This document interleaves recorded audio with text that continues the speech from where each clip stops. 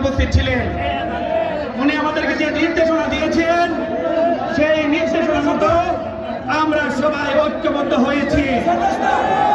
আমরা ঐক্যবদ্ধ আছি। আপনারা জানেন বিভিন্ন নেতা কর্মীরা আজকে ঢাকা থেকে এসেছে। জয়ন্তিকা এক্সপ্রেস 1.5 ঘন্টা লেট করে এসেছে। কর্ণফুলী এক্সপ্রেস 1 ঘন্টারও বেশি লেট করে এসেছে। যে কারণে আমরা সবাই এখনো একসাথে সমবেত হওয়ার সুযোগ পাই নাই। আমি আধা ঘন্টা দেরি করে সবাইকে সাথে নিয়ে আমি আজকের এই প্রোগ্রামে উপস্থিত হয়েছি।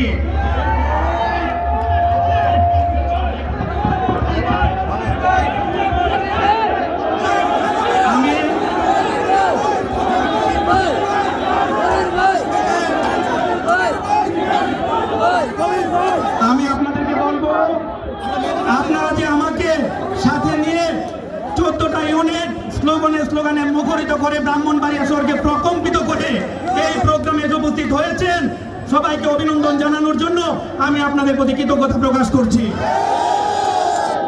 প্রিয় ভাইরা আমার, 17টি বছর যুদ্ধ করেছি।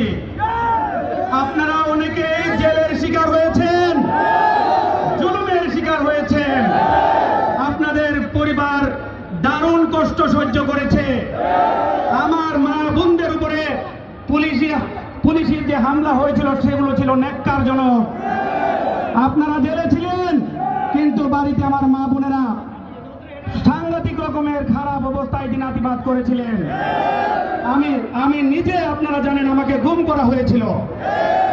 অবৈধ আইনমন্ত্রী আনিসুল হক তার রক্তচক্ষু উপেক্ষা করে এবং এই ব্রাহ্মণবাড়িয়া জেলার 3 জন মন্ত্রীর রক্তচক্ষু উপেক্ষা করে আমি যথাসাধ্য চেষ্টা করেছি আমাদের এই ব্রাহ্মণবাড়িয়া জেলাকে সুসংগঠিত রেখে সবাইকে ঐক্যবদ্ধ রেখে আন্দোলন সংগ্রাম করার জন্য। আন্দোলন সংগ্রাম করে আমার সাথে ছিলেন। আমি হাই উইটনেস, আমি নিজের চোখে দেখেছি আপনারা তার আন্দোলনে ছিলেন। যখন কেন্দ্র থেকে একটা কমিটি হয়, কিছু অসঙ্গতি থাকে। আপনারা জানেন বিগত দিনে যত কমিটি হয়েছে আমি কখনোই কোনো কমিটির বিরোধিতা করি নাই। আমি আপনাদেরকে উদ্দেশ্য করে বলছি, আজকেও যে কমিটি হয়েছে সেই কমিটিকে আমরা সাধুবাদ জানাই। কিন্তু কমিটির মধ্যে আইনমন্ত্রীর দূষকদেরকে স্থান দেওয়া হয়েছে, ছাত্রলীগকে স্থান দেওয়া হয়েছে।